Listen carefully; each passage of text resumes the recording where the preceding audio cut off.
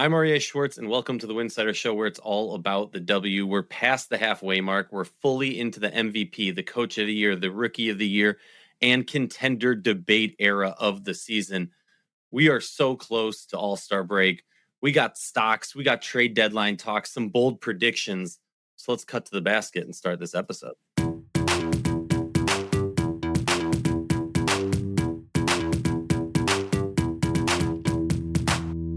Before we get into today's show, just a quick reminder, Winsidr is fully independent WNBA coverage. Everything we do is supported by listeners like you.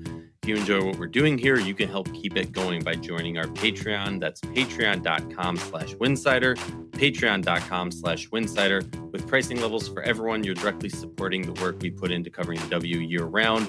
We have a full team. We are much more than a podcast. We have written coverage over at winsidr.com, plus more content than ever across TikTok, Instagram, Blue Sky, Twitter, and YouTube. And if you're in the market for WNBA merch or gear, check out the affiliate links in the show notes and on winsidr.com under the affiliate tab. You rep the league, and Winsidr gets a little help along the way. Welcome back to the show. Excited to be here with Madisyn, my co-host. It's been kind of a crazy week. There's been lots of, me personally, I hate when the off-court stuff is taking more attention than the on-court stuff. There's been a lot of that this week. We're not going to get necessarily into the off-court stuff. There's been a lot of ridiculous on-court stuff happening too. Mm-hmm. Tussles, crazy plays, crazy passes, really impressive statistical feats that are being accomplished that I think most of us did not anticipate being accomplished either so quickly or not. I mean, the things Angel Reese is doing, the things Olivia Miles is doing, A'ja Wilson, shout out to Marina dropping 53. Can I just say, I was talking to my wife about this. When Mabry hit the 53 game and there was like a minute and a half left in the game, and I think I saw a quote or something that she said to Sandy, like, pull me out, I'm exhausted, I'm good, like, I'm happy. And I feel like that was such like a snapshot of one of the things that's so amazing about the W, that, yeah, obviously they're competitors. They want to beat each other. I'm sure there's a part of her that wants to be the standalone, but there's a lot that comes with it. And also I feel like there's kind of like a sisterhood of the 53s, of the players who have hit that mark, where it's kind of like, I don't need to be better than everyone. Once I get to that mountaintop, I don't need, my flagpole to be 5 feet taller than the other one. I can just enjoy the fact that I climbed Everest and I'm sitting here with this great and this great and this great. And I just thought that was so beautiful, especially with the climate in the world, with the climate in the W. I just thought it was so beautiful to see. Even, maybe I'm reading into things. It's like reading a book in middle school. It's like, why was the door red? Well, the symbolism. And it's like, maybe there isn't. Maybe she was just exhausted and wanted to take a break. But in my mind, there is just a sisterhood of camaraderie in that realm, which I just thought was so beautiful and cool. Yeah. Wait, side note, you got to go to Canada to see a game. Oh, yeah. I saw Toronto versus Valkyries. It was a really great game. Yeah, it was also the first game since Marina was named an All-Star. So, like, when I got there in the morning, they were giving her flowers. It was just, like, really great vibes. It was a great game. The Valkyries did win. Janelle Salon dropped a career high 26, which was awesome to see. But it was sad because Gabby went down with, like, a hip something, I think, like a back contusion. And she was out against Connecticut, but I don't think it'll be a long-term thing. But yeah, it was really enjoyable. Yeah. That's awesome. I'm very jealous. My like whole thing is I need to go to every WNBA stadium. I need to feel the vibe, because like you don't get it from TV. You just don't. Mm-hmm. And I mean, yeah. All right, let's do this. Contender check-in. As we're sitting here today, right now, as recording, obviously, like, let's keep this in mind. This is not the WNBA of yesteryear. We don't have every Monday off, every second Wednesday off. There's games being played all the time. So we're going to talk about things. And obviously, by the time these episodes go live, maybe Minnesota is not half a game ahead of Vegas and Golden State, who are tied for second place. Maybe they're not, a full game ahead. Maybe they're not 2 games ahead of Dallas by the time that this happens, or 3.5 games ahead of Indiana. But I think 1 or 2 games in the time from now to when we publish this episode doesn't really impact it necessarily in that big of a way. So I want to talk about this. Minnesota, a nice little lead over Vegas and Golden State. It was a close one. They played last night against the Phoenix Mercury. It was a close one. Minnesota pulls it out. I think when we pull back and we look at this, Minnesota probably outkicking the coverage, more impressive than everybody thought coming into the season. And yes, Cheryl Rivas talked about it. We've seen some dips, a little bit of a slowdown of that early season run that they had. And then you look at the next team in the standings, Las Vegas Aces. I'm kind of giving an overview so we can get into this. Las Vegas Aces have been at times clearly the favorite to win it all. A'ja Wilson, the leading front runner for MVP. Chelsea Gray's looked good. Jackie Young has stepped up. They started to kind of have a weird vibe, and now Kennedy Carter's gone. We could get into all that. Side note, I want to be very clear for anybody who's like a actual fan of the show. We had recorded a Vegas episode. We were going to run the Vegas episode. Too much of it included Kennedy Carter. We deleted it. We'll get back to that, the Contender miniseries, another time. Right now, we got more pressing things. So Vegas looked great at times, but then also their lows have been pretty disgusting. I mean, getting just blown out. Now, granted, they blew out the Mercury a couple nights ago by like 48 or something ridiculous. But they've also been knocked out by like 20, 30 a couple games. So definitely not the fierce striking Vegas Aces of past years. And then Golden State, the team that you've been talking about, I mean, all season just been ridiculous. There was a moment last night during the Lynx game. I'm watching it and, start checking stats. And I look up that Golden State's tied with Vegas. And if Minnesota loses, we have a 3-way tie. And I was shocked, not because I expected Golden State to be doing worse. I think I've moved past that, but just because they're kind of flying under the radar a little bit. And in an awesome way for them. And then the two teams that are definitely not flying under the radar, the Wings, Paige, I saw someone tweet this out earlier in talking in the MVP discussion or something like that. Paige, I think we can make an easy argument, is the most clutch fourth quarter player in the league right now. It is absurd what she's doing. The control, the confidence, just the appearance. I want to get into Dallas at some point. We're going to have to do a whole episode because I got questions about Aryeh and what's going on there. Just whatever. Don't want to lead too much. And then we got the Indiana Fever. They're rising. I mean, Fever on a 6-4 in the last 10 games on a 2-game win streak. Golden State, side note, on a 7-game win streak. Dallas on a 5-game win streak. So we got some actual parity, So talk to me, Madisyn. Do you think all 5 are on the same plane? Now, obviously, we can nitpick or whatever, but are those the contenders? Do you parse it out a little bit differently? Where's your mind at with this? Yeah, I don't think they're all on the same plane. Especially when we get to postseason. I think obviously once Fee comes back, I think the Lynx and the Aces will be on their own plane. Will the Liberty be in that plane? They should be. And if they make they'll make the playoffs. They'll be in that plane as well, even though they're not in the top 5. I think so, just because of personnel. We know what they can do. I think the thing with the Valkyries, they're obviously doing amazing, and they definitely have a chance to be in that plane. But I think because of how so much of their offense relies on threes, they can be a very streaky team. And I think we see that sometimes where and it's a positive and a negative. Sometimes there are a lot of nights where the Stars do struggle. And what's great about the Valkyries is that the bench is the best. I think probably the best bench in the league. They can pick it up. But I think for them to get to that tier, the Stars do need to be a little bit more consistent. There are too many, especially during the 7-game win streak, there have been a few games the ugly one against the Mystics and kind of the one against the Tempo too. It was very much, on Janelle Salon, on Caitlin Chen, which they've proven they can do it, but, Gabby and VB need to pick up more of that. With the Wings and the Fever, I mean, I don't know. I guess it's just hard to know who Dallas is as a playoff team because they were not anywhere close to making it. last year. But like you said, Paige is like the clutchest player in the league, and I do believe they can make a deep run. And as we've seen in the head-to-head, they can definitely give the Aces trouble. Like, so, it depends on if they get matched up. That really could shake things up a lot. In the Fever, yeah, I'm not sure. I mean, they made it really far last year. So obviously they are in that contending conversation.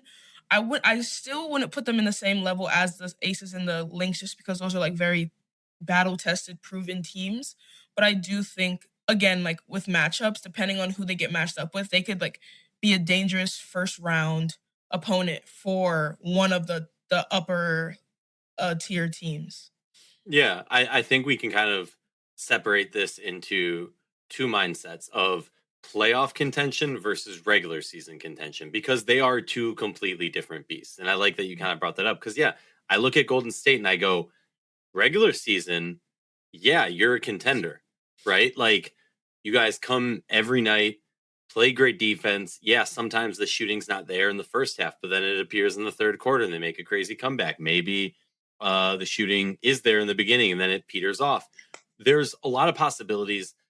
The Golden State Valkyries are such an intriguing team. My biggest question mark, and it always comes down to this with them, is they don't have that one star. Mm-hmm. They have like Tip, Gabby, and this is not a shade or knock to any of them. This is just my personal opinion.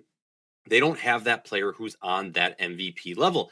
And I've been saying this all season, and you can make that argument with Minnesota currently, right? Like, let's be real. Natasha Howard's putting up MVP level numbers, but she's not that MVP player.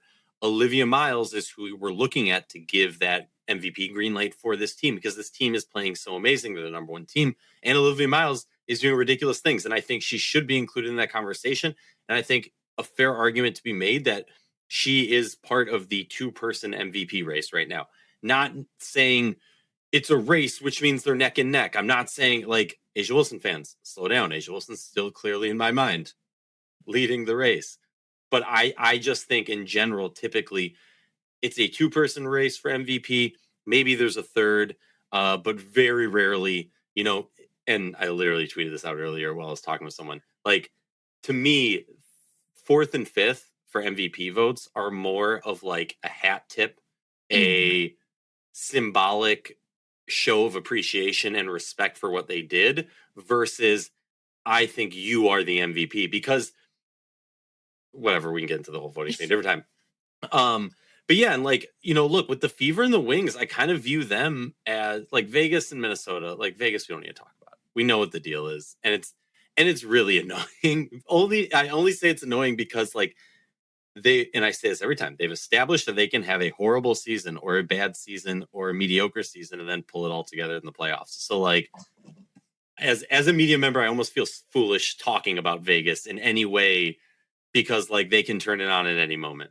Are there concerns? Yeah. Does A'ja need to be healthy for them to even be able to do anywhere near that? Yes. Fine. The Fever are the team that like a week ago, I was ready to do a whole episode on, are they better without Caitlin Clark? I think my conclusion would be no. But that said, I think they are rising. My questions for them being a regular season contender, no. My question for them being a playoff contender, yeah, big time. Because your most important players are Aaliyah Boston and Caitlin Clark. I love Kelsey Mitchell. She is going to be extremely, extremely important, but you're not winning a championship off of Kelsey Mitchell's back. I'm sorry. It's going to be, you need that combo of Clark and Boston.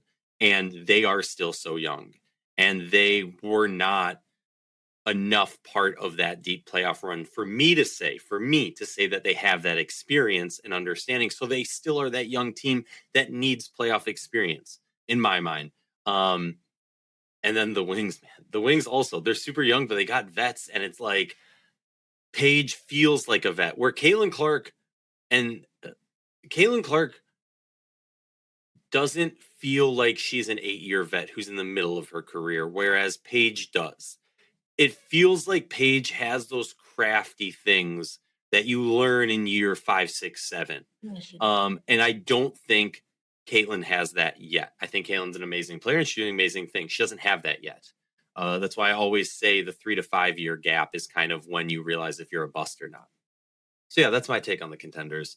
Anything that was crazy about, but I do need to earmark. We got to come back in at some point, talk about Aryeh, because like there's so much to discuss with Dallas and their situation. And do they need Aryeh anymore?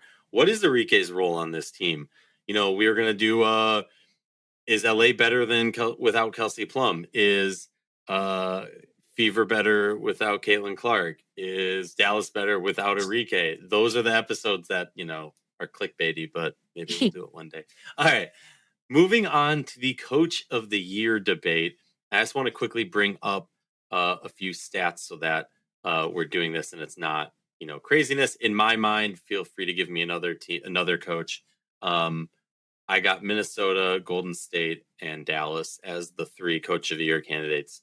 Natalie, Jose, and Cheryl. I'm just going to say kind of the record, right? Minnesota, 18-6, Golden State, 17-7, and Dallas, 16-8. What I've been impressed, Minnesota, I personally did not expect and did not see many people expecting this team to be as good as they are. And the way that Reeve has gotten these players, missing Dorka, missing Fee, and now there's a legitimate debate to be made of, is this team better without those players, or is bringing them back going to hurt them? What she's done is amazing. You can look at a holistic approach from her whole career versus just what she's doing this season. Amazing. Natalie, you disagreed with me on this. You were right about this. I thought there was going to be a sophomore slump. There was not a sophomore slump in Golden State. What Natalie's done at 17-7 has been super impressive. Adding players, they doubled down on what they did, and it's just been looking amazing. And then Jose with the Wings. Look, this Wings team has gone from being the one team to beat New York and Vegas 3 years ago, only team to beat both of them, and looking like, under LT's coaching that they were going to actually win something, that they were going to do damage in the playoffs. And then they completely fell off the next year. And it's kind of been that bumpy ride for Dallas.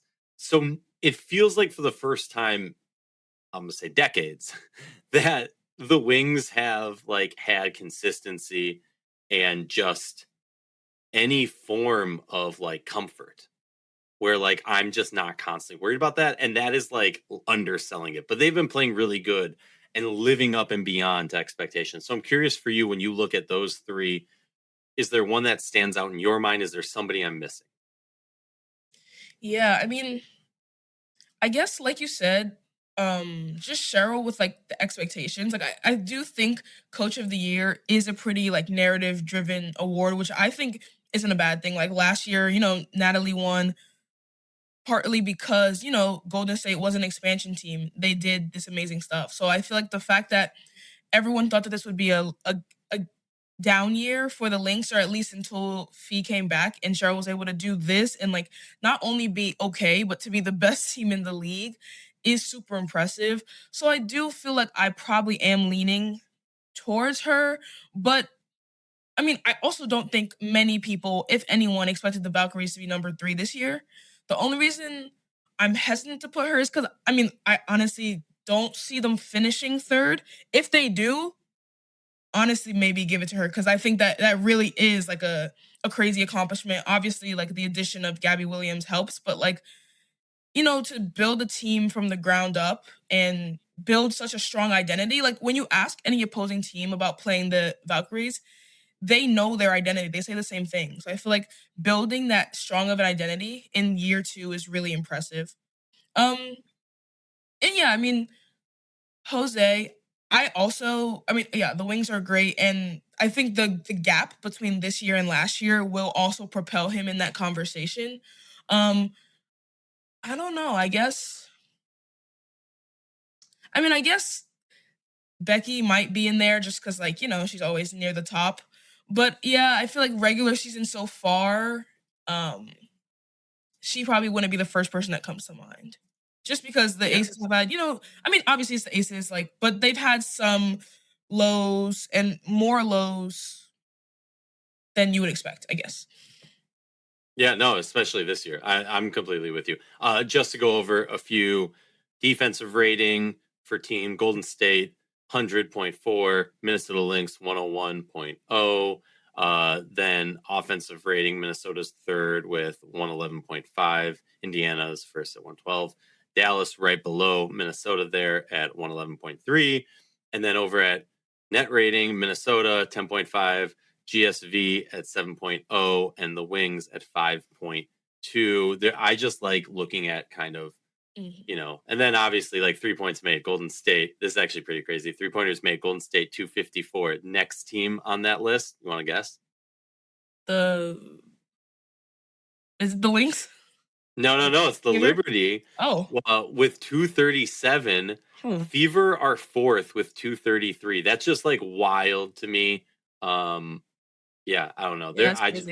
Looking at the stats of like where teams are ranking and then just trying to guess. I always have fun doing that. Okay. Trade deadline. The trade deadline is August 2nd, so we're just a few weeks away. We're closing in on that. The conversations have heated up. For you, in a be aggressive to get your team over the hump or be aggressive to, for lack of a better term, dump some assets to focus, on a different year. Is there any team that sticks out to you, again, for good or bad? For me, like, I look at it and I go, just based off of, I look at the standings, right? And I go, okay, don't think Minnesota needs to make a move. I don't think Vegas. I don't think Golden State. I don't think Dallas. I don't think Indiana. I don't think any of those teams need to make a move. Heck, I would look at the top 6 teams and I look at the teams that are in the playoffs right now, and I don't think any of them need to make a move. If you look at it from like a legitimate GM position, right? Like you could argue that, the Mystics are in 8th and like, yeah, they could climb a couple spots, but that's not where that franchise is. That's not what that franchise is trying to do. And also they don't have a GM. For me, I've always kind of felt it's more common for you to be in a position, in my opinion, where you should be aggressive in a negative way, like aggressively dumping before the deadline, as opposed to aggressively bringing on. Because no matter where you are, if you're bringing on, you're changing the equation. And then you need to start, integrating new players into your roster and hoping that it doesn't mess with your system. So like for me, adding players at the trade deadline kind of seems desperate. Sometimes it works, sometimes it doesn't. So for me, it's a very long-winded way of saying Chicago and LA, sell. What about you? What do you think? Yeah, I was going to say the same thing. Like, I think Chicago probably needs to deal out Skylar. I mean, I don't really know what's going on there. I know she's like, I just saw something that said there's no timetable for her return. So I actually don't know if they're allowed to trade her now because she's injured. I don't know how that works. Can we be real about this? Like, I'm not talking to anybody on the Chicago staff. I'm not, so please don't get mad at me. I'm not but like magically an injury appears like an hour before when it was like 3 hours after she airs out some dirty laundry. Like, I'm just not buying it. Maybe it happened. Look, crazier things have happened at crazier timelines, but like, and then it keeps getting delayed and it's like, they're having great conversations and every day, like, somebody's leaking something from the Chicago Sky to go to some media member to say, hey, put this out there, make us sound better. In the same sense of, I saw Ramona tweet out something about LA they're going to do a detailed search to find their new GM. Well, obviously, everyone's going, you're going to announce that you're not going to do a detailed search. We're not going to do our due diligence. Like, come on, that's pretty obvious. We get you're trying to control the narrative now. Yeah, deal Skylar. But the question is, like, where are you sending her? Right. Who's in the market for, like, look, you can make a legit argument. And I have my issues with New York. We can talk about New York. Maybe they need to add in New York. Fine. I'm not saying that. Maybe it's, you want Caitlin off ball and you want to move Kelsey to the 3. Doesn't make sense to send her to Indiana. Like, pairing her with those, okay. But does Indiana really want more of that drama? Dallas doesn't need her. Golden State has an abundance of guard play. Vegas doesn't need her unless she wants to come off the bench, which she's pretty much made clear she doesn't want to come off the bench. I mean, but when you break that down, you also, sorry, I'm going on this long rant. It's my 5th rant of the episode. Sorry. But you look at it and then you start to go, oh, is that why she ended up in Chicago? Is that why she bought into they're in a win now? Because maybe there wasn't any other team where it looked legitimate. I mean, would love her in Phoenix, but that bridge is kind of burned. That could make some big moves to help. But it seems like, I don't know. Sorry, you were saying. No, yeah. I also do think Phoenix should, like you said, start dealing. They're going to need a lot of assets because they're too, well, like AT and DB are aging players. Yeah, they're going to have to set themselves up well for the future. I don't know what assets they have right now. I'm sure they got a good package back for Satu. I don't really know the details, but yeah, I mean, they're getting, like, they look better than they did at the beginning of the season, but they're still, they're still struggling.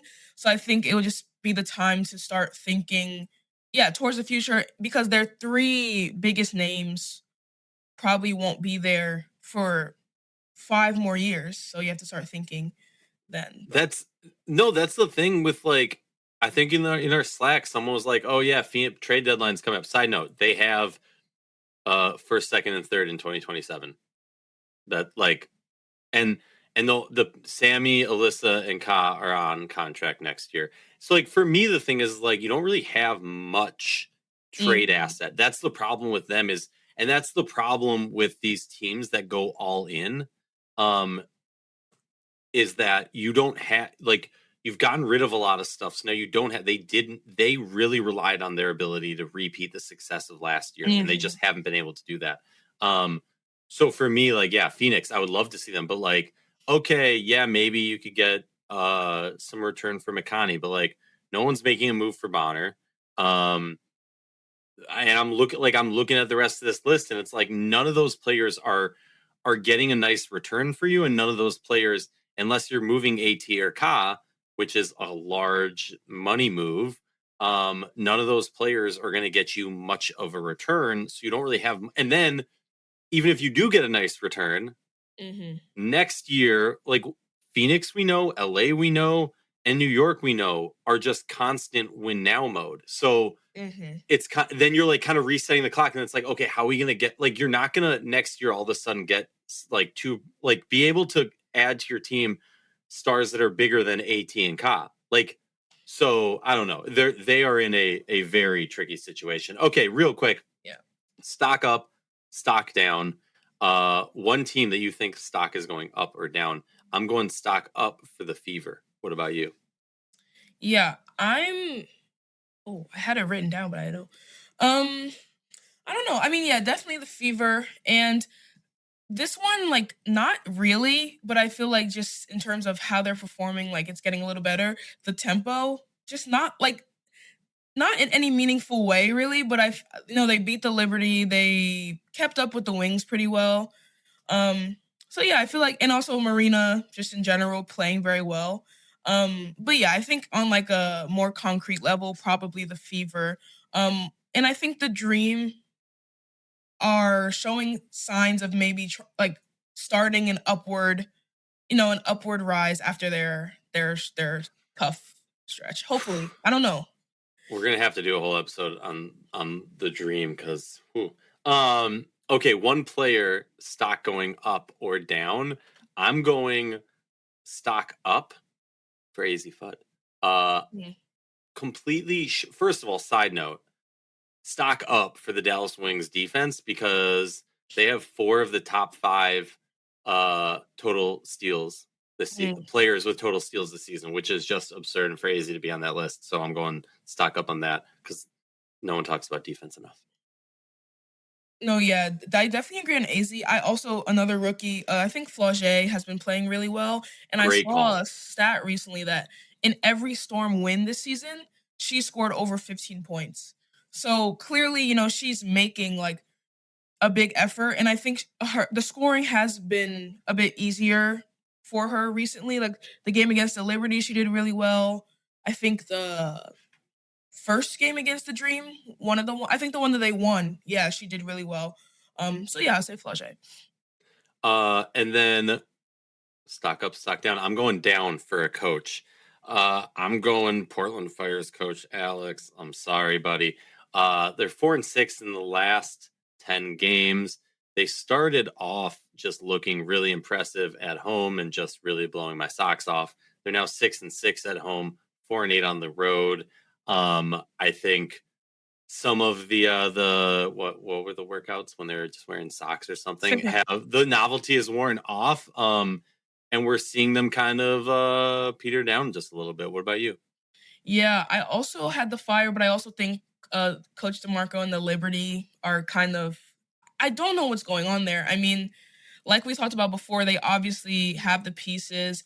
They're just not playing well. And I mean, it's kind of seems like a double standard because the Aces also haven't been playing their best in the regular season. But I don't know, it's just different. There just seems to be like a discord on the court. And obviously, some of it is due to injuries. Like they still haven't found chemistry with their lineup because first it was Sabrina and Satu out, then Satu came back. Sabrina was out. Now Sabrina's back. Satu's out. Now Fibic is also dealing with an injury. There's a lot going on there. But I also just think that the way they're playing and like the effort that they're playing with is a little concerning because you can build up chemistry, whatever, but it's hard to build up effort. Especially like when you're on a losing streak. You would expect the effort to come surging back.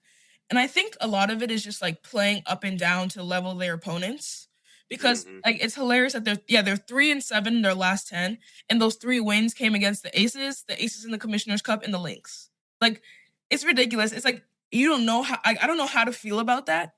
But the fact that like it's not enough to just win against the Aces or the Lynx one time because like we talked about with the playoffs, if you get matched up with the Wings first round, or if you get matched up with like one of these young scrappy teams, even the Mystics at this point, the Mystics have given them trouble. Like we could be looking at a crazy situation like last year when they got eliminated in the first round. So yeah, something's got to give. Hopefully Satu coming back will help it, but I don't know. Side note, I saw someone post this, so I just want to run over this real quick. If the playoffs started today, Minnesota would play Washington, New York versus Vegas, Atlanta versus Golden State, and Dallas versus Indiana. And honestly, I almost want the season to end today so that we can see those playoff series because all of those are must-see TV. Minnesota, Washington, that's an amazing series. Like New York is built to beat Vegas. That's an amazing series.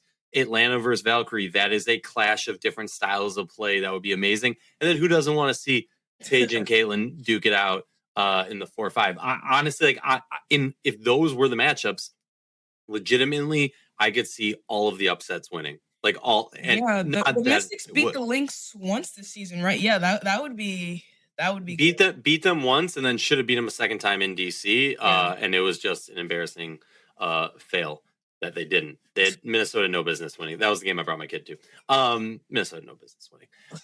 Okay, quick fire to end our episode because I know we're running a little long. Real simple, real easy. We'll flip back and forth. I'll ask the question. You'll go first, and then I'll go first the next time. Sparks and Mystics sitting on the bubble of the playoffs. Which team will make the playoffs? You go first. I'm going to go with the Mystics just because they're younger and they have that longevity. Like the Sparks are already dealing with a bunch of injuries. Obviously, KP, Cam Brink, who, has been pretty injury prone to start her career.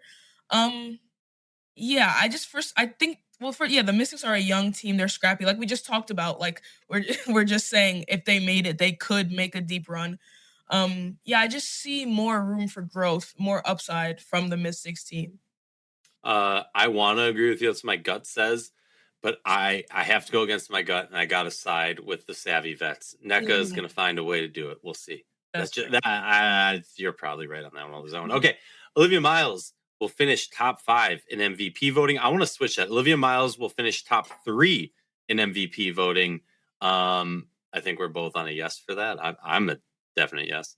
Yes, I can't think of 3. Well, other than Asia, I can't think of 2 other people that would be above her. But yeah, so yeah, yes. Yeah. Atlanta will host a playoff series. You go first on this one. I make you do the hard ones. I'm gonna go with no for right now. I'm gonna go with no, just because. I mean, yeah, they haven't looked how they should be looking as of right now. Also, I think Minnesota and Vegas are locks. If it does, I think really what could be the deciding factor is the season series against the Valkyries. Like if they end up really close, like in record, then the Valkyries would be above them because of the head to head. And yeah, I also right now I'm seeing the Wings finishing above them. Them and the Fever will be interesting. So yeah, I don't know, but I'll stick with no. Okay, I'm gonna go with yes, only because, and this isn't me like looking at who's above them and can they. I just think that we are going to see a large rise from this team once Bree Jones comes back, because to me that has been the missing thing, and I think if you're being hopeful, optimistic about this team, that is the missing piece that will make everything work and kind of solves these giant issues that we've seen of recent. All right, next question. I feel like we'll both agree on this one. Will Chicago Sky make the playoffs? I'm a definite no. Yeah, I don't see that happening. Will Golden State, we kind of touched on this earlier, will Golden State finish top 3 at the end of the season? I'll go first again, and I'll say yes. I will, because I don't know. At a certain point, like your mind keeps telling you that it's gonna, like with Minnesota, like eventually they're gonna drop off, and it just hasn't happened yet, and like they're flying under the radar. So I'm gonna say yes. Why not? What about you? Yeah, I'll say no, but I think they'll be like 4th. So, yeah, we'll have to see. I honestly hope I'm wrong. That would be, I think Valhalla Valhalla, like with the 3 seed would be such a fire environment. So I hope they do at least end up in the top 4. That would be great. Yeah, regardless, I'm with you on that. Okay, and maybe this is the easiest, maybe this is the hardest. Paige Bueckers, the pride of Minnesota, now the pride of Dallas, makes all WNBA first team.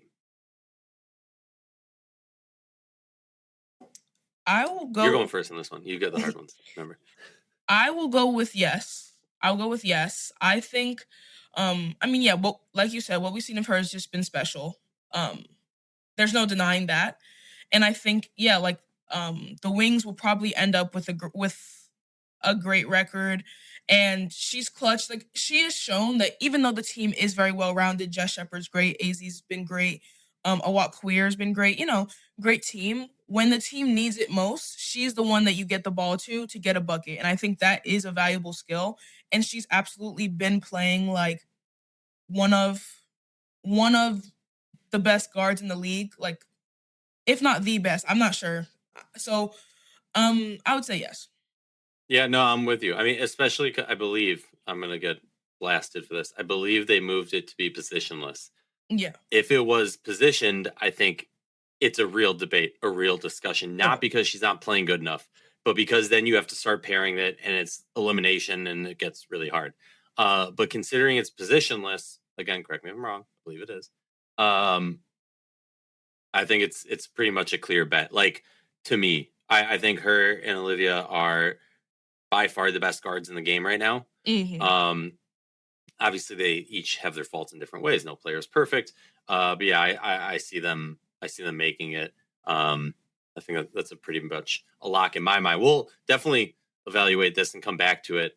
And if anybody who's listening, if you're still listening and you want us to talk about a certain specific topic, please drop a line. We want to talk about what you're interested in. If it's going in depth on what the struggles have been for Atlanta and New York, it's kind of crazy. They're sitting at 6th and 7th place in the standings today. And I think if preseason we talked about this, we would be shocked to hear that, because we would be talking about top 3 for both of them, I think, or top 4 at least. Right. Kind of impressively bad drop off for both those teams. Happy to get into that. Happy to get into would this team get better? Whatever the topic is people want to listen to, we're happy to chat about it. We just want to talk hoops. And to close out this episode, I want to say thank you to everybody for listening and supporting WNBA coverage, specifically from independent outlets like Winsidr and the various other ones doing the important work. We've been doing this for a long time, and it only works because of a community like you. So thank you, and we'll see you next week.